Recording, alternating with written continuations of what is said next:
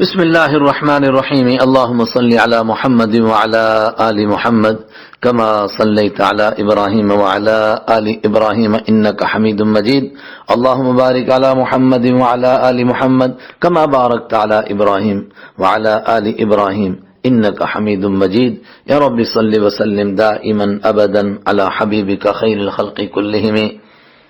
برادران گرامی قدر، آپ حضرات حضرت رسول اکرم صلی اللہ علیہ وسلم کی مبارک زندگی سماعت فرما رہے ہیں، اور آج آپ 13ویں مجلس میں شریک ہیں، اور اس میں ہم کوشش کریں گے کہ حضرت رسول اکرم صلی اللہ علیہ وسلم نے ایمان والوں کی تربیت کے لیے کیا کیا انتظام کیے اور اس کے اثرات ایمان والوں پر کس طرح مرتب ہوئے۔ حضرت ارقم بن ابی الارقم کا گھر اسلامی دنیا کا سب سے پہلا مدرسہ یا سب سے پہلا مرکز جو کہیے۔ ادھر مشرکوں کی کفر و شرک کے لیے یہ ساری کاوشیں جاری تھیں، ادھر ایمان والے مصیبتوں کے گھیرے میں ایمان اور یقین کا امتحان دیتے جا رہے تھے۔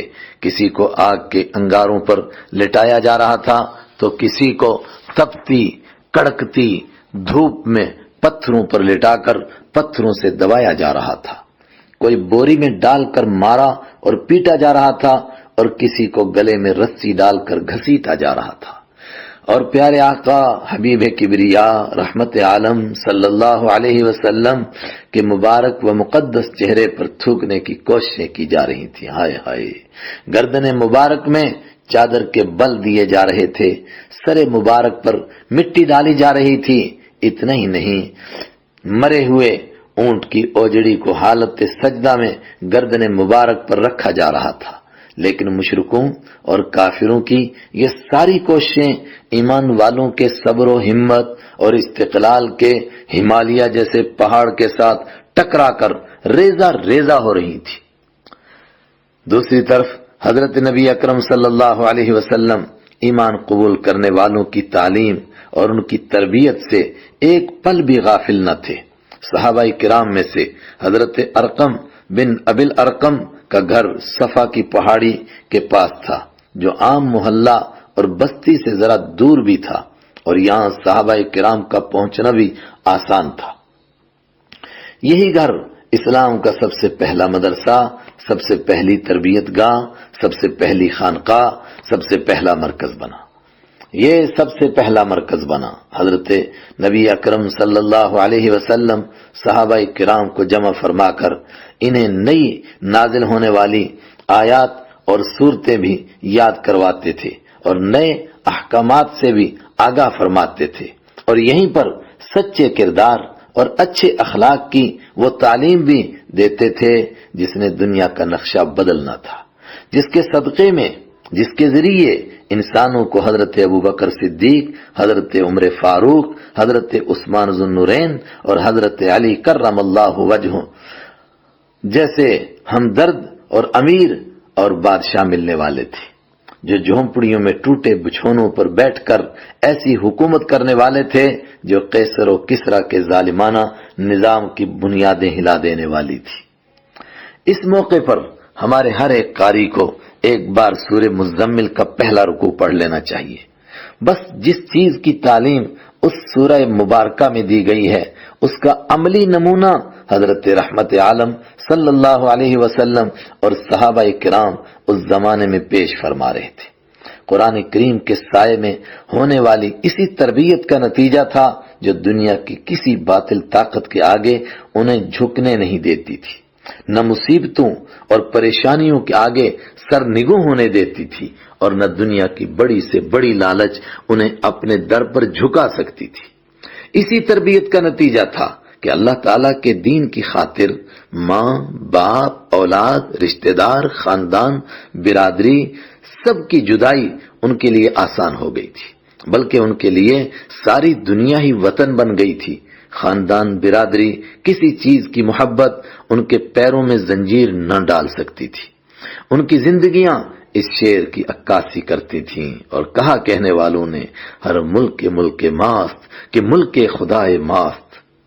یہی وہ دن تھے جس میں نبی اکرم صلی اللہ علیہ وسلم کے سوتیلے بیٹے یعنی حضرت خدیجہ رضی اللہ عنہا کے پہلے شوہر کے صاحبزادے حضرت حارث بن ابی حالہ رضی اللہ تعالی عنہ کسی موقع پر رحمت عالم صلی اللہ علیہ وسلم کو کافروں کے ظلم سے بچاتے بچاتے جہاں کافر رحمت عالم صلی اللہ علیہ وسلم کو چھوڑ کر ان پر ٹوٹ پڑے، آپ کو بچاتے بچاتے انہیں اتنا مارا کہ انہی زخموں میں ان کی وفات ہو گئی۔ کچھ حضرات کا خیال ہے کہ یہی اسلام میں سب سے پہلے شہید ہیں، لیکن جمہور علماء کرام فرماتے ہیں کہ سب سے پہلے شہید ہونے والی حضرت سمیہ رضی اللہ تعالی عنہا ہیں۔ حضرت سمیہ رضی اللہ تعالی عنہا کی شہادت کا قصہ بھی سنتے چلیے۔ حضرت سمیہ رضی اللہ تعالی عنہا حضرت عمار رضی اللہ تعالی عنہ کی والدہ صاحبہ ہیں۔ وہ ابو حذیفہ نام کے ایک مشرک کی باندی تھی، اس نے ان کا نکاح حضرت یاسر رضی اللہ عنہ سے کروا دیا تھا۔ اللہ پاک نے ان کو ایمان کی عظیم دولت عطا فرما دی تھی۔ کافروں نے ان پر بھی بہت ظلم ڈھائے، یہ کافی عمر رسیدہ بوڑھی تھیں، مگر ظالموں نے ان کی بوڑھی ہڈیوں کا بھی خیال نہ کیا، بہت ستایا، بہت مارا، آخر کار شہید کر کے ہی چھوڑا۔ ان کی شہادت کے بارے میں دو قسم کی روایات ملتی ہیں۔ ایک یہ کہ ایک دن یہ راستے میں چل رہی تھیں کہ ادھر سے ابو جہل، اس امت کا فرعون ملعون آ گیا، اس کے ہاتھ میں برچھا تھا جو اس بدبخت نے ان کی نازک جگہ میں مارا اور وہ اسی جگہ شہید ہو گئیں۔ دوسری روایت یہ ہے کہ کافروں نے ان کو گھیر لیا اور ان کی دونوں ٹانگیں دو اونٹوں کے ساتھ الگ الگ باندھ دی اور کہنے لگے کہ اگر تو دین اسلام نہ چھوڑے گی تو دونوں اونٹوں کو مخالف جانب چلا دیں گے۔ انہوں نے کہا کچھ بھی ہو جائے میں خدا کا دین نہیں چھوڑ سکتی۔ اس پر ظالم مشرکوں نے دونوں اونٹوں کو مخالف جانب چلا دیا، جس کی وجہ سے ان کے جسم کے دو حصے ہو گئے اور یہ سچا ایمان لے کر اپنے مالک کے پاس پہنچ گئی۔ اور کچھ کہتے ہیں کہ دونوں باتیں پیش آئیں، جس وقت اونٹ مخالف جانب دوڑائے اسی وقت اس ظالم نے برچھا مارا تو یہ شہید ہو گئیں۔ ان کے شوہر حضرت یاسر رضی اللہ عنہ بھی کافروں کی مار سہتے سہتے وفات پا گئے۔ فتح الباری جلد 7 صفحہ 17، طبقات ابن سعد جلد 3 صفحہ 77۔ کمزوروں کے ساتھ طاقتوروں کی بھی باری آئی۔ یہ کمزور تھے، طاقتور بھی پیچھے نہیں تھے۔ یہاں غلام، باندی، پردیسی، غریب اور کمزور مسلمانوں کا یہ تذکرہ سن کر کہیں آپ کو یہ خیال نہ آ جائے کہ بڑے گھر والے، اونچے خاندان والے مسلمان بچ گئے ہوں گے، ایسا بھی نہیں ہوا۔ بس خاندان کی مضبوطی کی وجہ سے ان پر ہر کوئی ہاتھ بے شک نہیں اٹھا سکتا تھا، لیکن اپنے خاندان والے مشرک کیا ظلم کے لیے کم تھے؟ بطور نمونہ کچھ ایسے حضرات کی قربانیوں کا ذکر بھی پڑھتے چلیے۔ حضرت صدیق اکبر رضی اللہ تعالی عنہ بھی آزمائشوں میں۔ حضرت صدیق اکبر رضی اللہ تعالیٰ عنہ بے شک مکہ کے بڑے لوگوں میں سے تھے، لیکن مشرکین نے ان کو بھی تکلیف پہنچانے میں کوئی کسر نہیں چھوڑی، بلکہ ایک اعتبار سے تو سب سے زیادہ انہوں نے ہی تکلیفیں برداشت کی ہیں۔ صرف ایک وقت کا قصہ پڑھتے چلیں۔ ایک بار حضرت علی رضی اللہ عنہ نے لوگوں سے پوچھا، بتاؤ سب سے بہادر آدمی کون ہے؟ لوگوں نے کہا حضرت آپ ہی سب سے بہادر ہیں۔ فرمایا نہیں، سب سے بہادر حضرت ابوبکر صدیق رضی اللہ تعالی عنہ ہیں۔ پھر فرمایا ایک بار حضرت رحمت عالم صلی اللہ علیہ وسلم کو کافر حتیم میں مار رہے تھے اور کہہ رہے تھے کہ تو نے سب خداؤں کو چھوڑ کر ایک ہی خدا بنا لیا ہے۔ ہم میں سے کوئی بھی آپ کو چھڑانے کی ہمت نہیں کر پا رہا تھا۔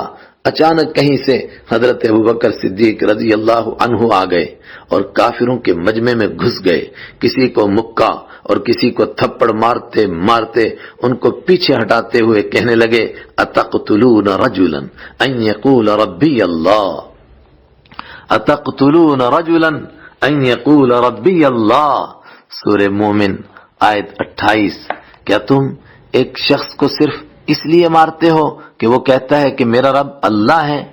یہ آیت اصل میں حضرت موسیٰ علیہ السلام کی حمایت کرنے والے ایک بندے کے بارے میں نازل ہوئی تھی جو اصل میں فرعونی خاندان کا تھا اور اپنے ایمان کو چھپاتا تھا۔ حضرت علی رضی اللہ تعالیٰ عنہ نے فرمایا، لوگوں بتاؤ حضرت ابوبکر رضی اللہ تعالیٰ عنہ افضل ہیں یا وہ آدمی جو اپنے ایمان کو چھپا رہے تھے؟ پھر قسم کھا کر خود فرمانے لگے، وہ بندہ حضرت ابوبکر صدیق رضی اللہ تعالیٰ عنہ کے مرتبے کو کہاں پہنچ سکتا ہے جبکہ وہ ایمان چھپا رہے تھے اور حضرت ابوبکر صدیق رضی اللہ تعالیٰ عنہ اپنے ایمان کا اعلان فرما رہے تھے۔ مسند بزار اور دلائل ابی نعیم۔ اسی قصے کے بعد ہے کہ پھر لوگ حضرت ابوبکر صدیق رضی اللہ تعالیٰ عنہ پر ٹوٹ پڑے، سب نے مل کر مارا، اتنا مارا کہ چہرہ مبارک سوج گیا، بال نوچ لیے۔ ان کے قبیلے کے لوگوں کو پتہ چلا تو وہ کپڑے میں لپیٹ کر گھر لائے۔ اللہ اکبر! سب کہہ رہے تھے کہ آج تو یہ بچ نہیں سکتے۔ شام کو جس وقت کچھ افاقہ ہوا، ہوش آیا، زبان مبارک ذرا چلنے لگی تو سب سے پہلے نبی اکرم صلی اللہ علیہ وسلم کی خیریت پوچھی۔ اس پر قبیلے کے لوگ سخت ناراض ہو گئے کہ انہی کی وجہ سے تو یہ حال ہوا ہے، پھر انہی کا حال پوچھتے ہیں۔ انہیں کیا معلوم تھا حشر میں بھی اسی سے ملنے کی ہے دعا میری، نگاہ تیر جس کی بن گئی قضا میری۔ جس وقت لوگ ذرا ادھر ادھر ہوئے تو اپنی والدہ ام خیر صاحبہ سے نبی اکرم صلی اللہ علیہ وسلم کا حال پوچھنے لگے۔ انہوں نے قسم کھا کر فرمایا، مجھے کچھ پتا نہیں۔ کہنے لگے، آپ ام جمیل بنت خطاب سے پوچھ کر آؤ۔ اتنے میں ام جمیل خود ہی عیادت کے لیے آ گئیں۔ ان سے پوچھا، نبی اکرم صلی اللہ علیہ وسلم کا کیا حال ہے؟ انہوں نے کہا، وہ بالکل خیریت سے ہیں۔ فرمانے لگے، کہاں ہیں؟ انہوں نے کہا، وہ دار ارقم میں ہیں۔ فرمانے لگے، مجھ پر تب تک کھانا پینا حرام ہے، مجھ پر تب تک کھانا پینا حرام ہے جب تک ان کی زیارت نہ کروں۔ ماں تو آخر ماں ہوتی ہے۔ جب رات کا کافی حصہ گزر گیا، چلت پھرت بند ہو گئی، اس وقت ام جمیل بنت خطاب اور والدہ صاحبہ نے سہارا دے کر ارقم بن ابی الارقم کے گھر پہنچایا۔ زیارت نصیب ہوئی تو ساری مصیبتیں ہی ہوا ہو گئیں۔ ابن ہشام جلد 1 صفحہ 223۔ حضرت عثمان بن عفان رضی اللہ تعالی عنہ کی آزمائشیں۔ حضرت عثمان بن عفان رضی اللہ تعالیٰ عنہ، جن کو عثمان غنی رضی اللہ عنہ بھی کہتے ہیں، جو رحمت عالم صلی اللہ علیہ وسلم کے دوہرے داماد ہیں، وہ حالانکہ گھر سے کافی اچھے اور بڑے خاندان سے تعلق رکھنے والے تھے، لیکن اسلام قبول کرنے کے بعد ایسے حالات آئے کہ مکہ کی زمین ان پر کشادہ ہونے کے باوجود تنگ ہو گئی اور انہیں حبشہ کی طرف ہجرت کرنی پڑی۔ روایات میں آتا ہے کہ جس وقت اللہ تعالیٰ نے ان کو اپنے دین کے نور سے منور فرمایا تو ان کا سگا چچا حکم بن ابی العاص ان کا دشمن بن گیا اور اس نے ان کو رسی سے باندھ کر بہت مارا کہ تو ہمارے باپ دادا کے دین کو چھوڑتا ہے۔ لیکن جس وقت انہوں نے ہمت اور دلیری سے فرمایا، تیری مرضی، تو جو چاہے کر، میں اللہ تعالیٰ کے دین کو چھوڑ نہیں سکتا ہوں اور نہ ہی اس کے بارے میں کوئی سمجھوتا کر سکتا ہوں، تب اس نے مایوس ہو کر کے انہیں چھوڑا۔ طبقات ابن سعد جلد 3 صفحہ 38۔ حضرت زبیر بن عوام رضی اللہ تعالیٰ عنہ کی آزمائشیں۔ حضرت زبیر بن عوام رضی اللہ عنہ بڑے گھر کے آدمی تھے۔ ایمان قبول کرنے کے جرم میں ان کے چاچا ان کو بوری میں لپیٹ کر دھواں دیتے تھے، جس کی وجہ سے سانس رک جاتی تھی۔ پھر بھی جس وقت ہوش آتا تو فرماتے، لا اکفر ابدا، لا اکفر ابدا، کفر تو کبھی نہیں کر سکتا، کفر تو کبھی نہیں کر سکتا۔ آخر کار ان کو بھی دین کے بچانے کی خاطر حبشہ کی طرف ہجرت کرنی پڑی۔ حضرت سعید بن زید رضی اللہ تعالیٰ عنہ کی آزمائشیں۔ ان کا واقعہ تو بخاری شریف میں موجود ہے۔ یہ چونکہ حضرت عمر رضی اللہ تعالیٰ عنہ کے بہنوئی تھے، جب ایمان کا نور نصیب ہوا تو انہوں نے ان کو رسی سے باندھ کر مارا، اور غالباً شاید یہ وہی واقعہ ہو جس میں حضرت عمر رضی اللہ تعالیٰ عنہ کو پھر ایمان نصیب ہوا، لیکن انہوں نے بھی ڈٹ کر مقابلہ کیا، بلکہ مار کھا کر اسلام پر اور زیادہ مضبوط ہو گئے۔ بخاری حدیث نمبر 3862۔ حضرت سعد بن ابی الوقاص رضی اللہ تعالیٰ عنہ فاتح ایران کی آزمائش۔ یہ اپنے خاندان کے بڑے آدمی شمار ہوتے تھے، لیکن جب ایمان لائے تو سب دشمن ہو گئے اور سارے خاندان نے مل کر ستایا، مگر جب اور کوئی بات نہ چل سکی تو سب نے ان کی والدہ کو مشورہ دیا کہ تم کوئی ڈرامہ کر، شاید اس سے یہ دین چھوڑ دیں۔ ان کی ماں نے قسم کھائی کہ جب تک آپ یہ دین نہیں چھوڑتے میں نہ کچھ کھاؤں گی، نہ پیوں گی، نہ چھت کے نیچے آرام کروں گی، بس دھوپ میں پڑی پڑی بھوکی پیاسی مر جاؤں گی۔ وہ 3 دن تک اسی طرح بھوکی پیاسی پڑی رہی، یہاں تک کہ غش کھا کر بے ہوش ہونے لگ گئی۔ یہ اپنے والدین کی فرما برداری کے اعتبار سے پورے مکہ میں مشہور تھے۔ اس کا خیال تھا کہ اس طرح بدنامی کے ڈر سے یہ واپس پرانے شرک والے مذہب پر آ جائیں گے، لیکن انہوں نے اپنی والدہ سے کہا، پیاری ماں کیوں اس طرح ڈرامہ کرتی ہو؟ اگر آپ کو ڈرامہ کر کے اس طرح مرنا ہے تو 1 بار نہیں، 100 بار نہیں، 1000 بار مریں اور 1000 بار زندہ ہوں، میں اللہ تعالیٰ کا دین نہیں چھوڑ سکتا۔ یہ مشورہ اس کو مکہ کے مشرکین نے ہی دیا تھا، لیکن اس طرح جب وہ مایوس ہوئی تو انہی مشرکین نے سوچا کہیں یہ ہمارے سر نہ لگ جائے، تو انہوں نے ہی اس کو مشورہ دیا کہ کچھ کھا پی لے۔ چنانچہ 3 دن کے بعد مایوس ہو کر اس نے کھانا کھایا، اور بعض مفسرین کا خیال ہے کہ ذیل کی ان آیتوں میں انہی کا تذکرہ ہے۔ حضرت سعد بن ابی الوقاص رضی اللہ تعالی عنہ کی والدہ کا، وَإِن جَاهَدَاكَ لِتُشْرِكَ بِي مَا لَيْسَ لَكَ بِهِ عِلْمٌ فَلَا تُطِعْهُمَا، اور اگر وہ تم پر زور دیں، یعنی والدین، کہ تم میرے ساتھ کسی کو شریک ٹھہراؤ جس کی تمہارے پاس کوئی دلیل نہیں ہے تو تم ان کی بات بالکل نہیں ماننا۔ سورہ عنکبوت آیت نمبر 8۔ اور بعض حضرات کا خیال ہے، نہیں، بعض حضرات نے اس کو بیان کیا ہے کہ اس کے بعد اللہ نے اپنے کرم سے ان کی والدہ کو بھی ایمان نصیب فرما دیا۔ بے خطر کود پڑا آتش نمرود میں عشق، یعنی حرم پاک میں حضرت ابو ذر غفاری رضی اللہ تعالیٰ عنہ کا اعلان توحید۔ حضرت ابو ذر غفاری رضی اللہ عنہ قبیلہ غفار کے رہنے والے تھے۔ ان کو جیسے ہی رحمت عالم صلی اللہ علیہ وسلم کی نبوت کا علم ہوا، انہوں نے اپنا بھائی مکہ مکرمہ بھیجا کہ معلوم کر کے آؤ اصل معاملہ کیا ہے۔ وہ مکہ پہنچے، نبی اکرم صلی اللہ علیہ وسلم سے ملاقات کر کے اپنے بھائی کو خبر دی کہ جس وقت میں مکہ پہنچا کوئی ان کو شاعر اور کوئی ان کو کاہن کہہ رہا تھا، اور کوئی جادوگر اور کوئی مجنون اور دیوانہ کہہ رہا تھا، لیکن مجھے ایسی کوئی بات نظر نہیں آئی۔ میں نے ان کا کلام سنا، وہ شاعری بھی نہیں اور اس میں کاہنوں جیسی بھی کوئی بات نہیں، وہ تو بالکل سچی بات کہتے ہیں۔ اس پر حضرت ابو ذر غفاری رضی اللہ تعالیٰ عنہ کو تسلی نہیں ہوئی اور وہ خود تیار ہو گئے، بیت اللہ شریف پہنچے، لیکن ڈر کی وجہ سے کسی سے کوئی بات نہیں کی۔ شام کے وقت حضرت علی رضی اللہ عنہ نے دیکھا کوئی پردیسی آدمی ہے، اس لیے ساتھ لے لیا، رات کو گھر رکھا، لیکن بات دونوں میں سے کسی نے نہیں کی۔ دوسرے دن پھر اسی طرح ہوا، تیسرے دن پھر حضرت علی رضی اللہ عنہ گھر لے آئے اور اب کی بار مقصد معلوم فرمایا۔ انہوں نے ڈرتے ڈرتے ساری بات بتا دی۔ اگلے دن ان کو حضرت علی رضی اللہ تعالیٰ نبی اکرم صلی اللہ علیہ وسلم کے پاس لے گئے۔ پہلی ملاقات میں ہی اللہ تعالیٰ نے ایمان نصیب فرما دیا۔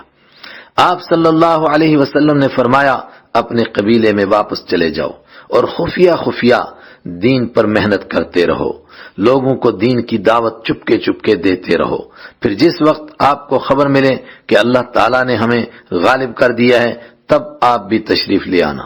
لیکن انہوں نے عرض کیا، جب تک ایک بار ان مشرکین مکہ کے درمیان کھڑے ہو کر توحید والا کلمہ نہ پڑھ لوں تب تک واپس نہیں جاؤں گا۔ پھر یہی ہوا، انہوں نے حرم کے بیچ میں زور زور سے پڑھا، اشہد اللہ الہ الا اللہ و اشہد ان محمد الرسول اللہ. بس یہ سننا تھا کہ کافر ان پر ٹوٹ پڑے، مار مار کر حالت خراب کر دی. حضرت عباس رضی اللہ عنہ جو اس وقت ایمان تو نہیں لائے تھے، لیکن ان کے دل میں ایمان والوں کا درد اور ہمدردی ضرور تھی. انہوں نے بڑی مشکل سے ان کے قبیلے کی اہمیت بیان کر کے بچانے کی کوشش کی. بعض روایتوں میں ہے کہ انہوں نے دوسرے دن پھر توحید کا اعلان کر کے خود ہی مار کھائی اور تیسرے دن اپنے قبیلے میں واپس تشریف لے گئے. بے خطر کود پڑا آتش نمرود میں عشق. مطلب کہ یہ ایسے دیوانے بھی تھے کہ جو مصیبتوں کو خود گلے لگا لیتے تھے اور گھبراتے نہیں تھے. چنانچہ اس طرح کا ایک واقعہ اور سنیں. حضرت عبداللہ بن مسعود رضی اللہ تعالیٰ عنہ اور حرم پاک میں سورہ الرحمن.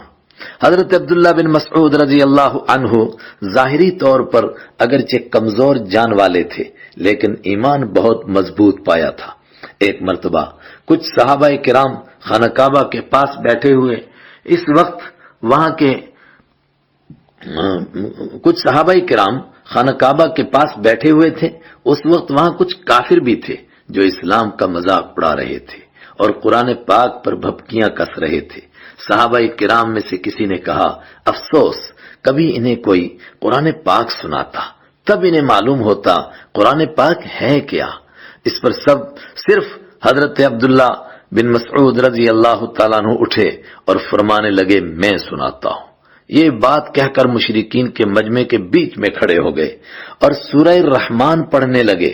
پہلے تو کافر کچھ حیران سے ہو گئے کہ یہ کیا کرنے لگے ہیں، لیکن جب احساس ہوا کہ سب کے سامنے حرم پاک میں اعلان کر کے قرآن پاک پڑھ رہے ہیں تو وہ غصہ اور طیش میں آ گئے اور سب مل کر حضرت عبداللہ بن مسعود رضی اللہ تعالیٰ عنہ پر ٹوٹ پڑے. اتنا مارا اور پیٹا کہ پہچانے نہیں جا رہے تھے. ساتھیوں نے عرض بھی کیا، ان سے کہا کہ حضرت بس کیجئے حجت پوری ہو گئی ہے. فرمانے لگے، نہیں، جب تک سورہ الرحمن پوری نہیں ہو جاتی تلاوت میں بھی بند نہیں کرتا، چاہے یہ کتنا بھی مارے اور پیٹے. آخر کار سورہ رحمان پوری کر کے ہی تلاوت بند فرمائی. یہ قصہ قرطبی تفسیر کی کتاب ہے، اس کی 17ویں جلد صفحہ نمبر 99 پر موجود ہے. حضرت عثمان بن مظعون رضی اللہ تعالیٰ عنہ کی غیرت ایمانی، اس سے بھی زبردست قصہ. حضرت عثمان بن مظعون رضی اللہ تعالیٰ عنہ کا یہ قصہ حبشہ کی ہجرت کے بعد کا ہے، لیکن موقع کی مناسبت سے یہیں اس کو سماعت فرما لیجیے. حضرت عثمان بن مظعون رضی اللہ تعالیٰ عنہ نے ولید بن مغیرہ نام کے ایک بڑے مشرک سے، ولید بن مغیرہ ان کا بڑا آدمی تھا، اس سے پناہ لے رکھی تھی، اس لیے کوئی ان پر ظلم نہیں کر سکتا تھا. وہاں کا رواج اور طریقہ یہی تھا کہ جب کوئی کسی کی پناہ لے لیتا تو پھر کوئی اس کو ستانے کی ہمت نہیں کر سکتا تھا. ایک دن اچانک انہیں اس بات کا خیال آیا کہ میرے باقی ساتھی تو مکہ میں مارے کھا کھا کر اور اللہ کے دین کی خاطر مصیبتیں گلے لگا کر روحانی مزے لوٹ رہے ہیں، مجھے کیا ہو گیا کہ میں ایک کافر کی پناہ لے کر کنارے پر بیٹھا ہوا ہوں. مجھے بھی مصیبتوں کے اس بھنور اور گرداب میں چھلانگ لگا دینی چاہیے. سیدھے ولید بن مغیرہ کے گھر گئے اور اس کو کہنے لگے، آپ اپنی پناہ دینے کے اعتبار سے بہت اچھے آدمی ہیں، لیکن آج میں آپ کی پناہ ختم کرنا چاہتا ہوں. اس نے کہا، کیوں؟ تمہیں میری قوم میں سے کسی نے کوئی تکلیف تو نہیں دی؟ انہوں نے فرمایا، نہیں، بالکل نہیں، بس میں نے ارادہ کیا کہ اللہ تعالیٰ کی پناہ کے سوا کسی کی پناہ میں نہیں رہنا ہے. اس نے کہا، پھر اس کا اعلان کعبہ کے پاس جا کر کرو. دونوں خانہ کعبہ کے سامنے گئے جہاں مشرک پنچایت لگا کر بیٹھے رہتے تھے. ولید نے کہا، یہ عثمان میری پناہ میں تھے اور آج میری پناہ ختم کرنا چاہتے ہیں. حضرت عثمان رضی اللہ عنہ نے فرمایا، بے شک ولید نے پناہ کا حق ادا کر دیا، لیکن میں خود ہی اس معاملے کو ختم کرنا چاہتا ہوں. اس کے بعد گھر کی طرف چلے.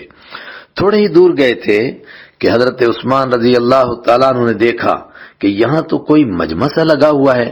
نزدیک جا کر معلوم ہوا عرب کا مشہور شاعر لبید اپنی نظم سنا رہا تھا. اس نے یہ شعر پڑھا، الا کل شیء ما خلا اللہ باطل، یعنی اللہ تعالیٰ کے سوا کسی چیز کی کوئی حقیقت نہیں، سب باطل ہے۔ انہوں نے فرمایا بے شک۔ اس نے دوسرا مصرع پڑھا، وَكُلُّ نَعِيمٍ لَا مَحَالَةَ زَائِلُ، اور ہر عیش ایک نہ ایک دن ختم ہو جانے والی ہے۔ حضرت عثمان رضی اللہ تعالیٰ عنہ نے اس پر فرمایا غلط، جنت کی نعمتیں کبھی ختم ہونے والی نہیں ہیں۔ اس پر شاعر کو غصہ آ گیا، اس نے کہا یہ کون ہے؟ ایک آدمی نے جواب دیا، یہ ہم میں سے ہی کچھ بے وقوف گمراہ لوگوں کی ایک نئی پارٹی بن گئی ہے، انہوں نے باپ دادا کے دین کو چھوڑ کر کوئی نیا ہی ہنگامہ بپا کر رکھا ہے۔ اس پر بات بڑھتی چلی گئی، آخر کار ایک مشرک نے حضرت عثمان بن مظعون رضی اللہ تعالیٰ عنہ کی آنکھ پر مکہ دے مارا، جس سے ان کی آنکھ باہر آ گئی۔ ولید وہیں موجود تھا، اس نے کہا میں نے آپ کو کہا نہیں تھا کہ میری پناہ ختم نہ کرو، دیکھو آنکھ کا یہ کیا حال ہوا ہے، ابھی موقع ہے، ابھی بھی میری پناہ میں واپس آ جاؤ۔ انہوں نے کہا نہیں نہیں، آج مار کھا کر جو مزہ آیا ہے، آج مار کھا کر جو مزہ آیا ہے وہ تو کبھی آج تک آیا ہی نہیں تھا، میری تو دوسری آنکھ بھی ایسی ہی مار کے لیے تڑپ رہی ہے۔ اللہ اکبر۔ ابن ہشام جلد 2 صفحہ 76۔ سچ ہے، یہ مصیبتیں جب راہی ایمان کو ملتی ہیں تو وہ پکار اٹھتا ہے کہ یہ درد بمشکل ملتا ہے، بلکہ میری عافیت کے دشمن مجھے چین آ چلا ہے، کوئی اور زخم تازہ، کوئی اور ضرب کاری۔ صحابہ کرام کے لیے یہ مصیبتیں اور پریشانیاں اس لیے ہلکی ہو گئی تھیں، ایک تو ان کو آخرت کی عیش کا یقین کامل تھا، دوسرے وہ اپنے آقا حضرت رحمت عالم صلی اللہ علیہ وسلم پر آنے والی پریشانیوں اور مصیبتوں کو دیکھ رہے تھے، پھر ان کو اپنی مصیبت اور پریشانیاں تو کچھ محسوس ہی نہیں ہوتی تھیں، اس لیے یہاں رحمت عالم صلی اللہ علیہ وسلم کے ساتھ جو کچھ ہو رہا تھا ایک جھلک اس کی بھی دیکھتے چلیے۔ لیکن ہمارا وقت پورا ہوا چاہتا ہے، آج کی مجلس ہم اسی پر اختتام کرتے ہیں۔ وآخر دعوانا ان الحمدللہ رب العالمین۔ اگلی مجلس میں انشاءاللہ حضرت رحمت عالم صلی اللہ علیہ وسلم پر کیا کیا مصائب کے طوفان تھے، ذرا سے اس کی ایک جھلک سی دیکھیں گے۔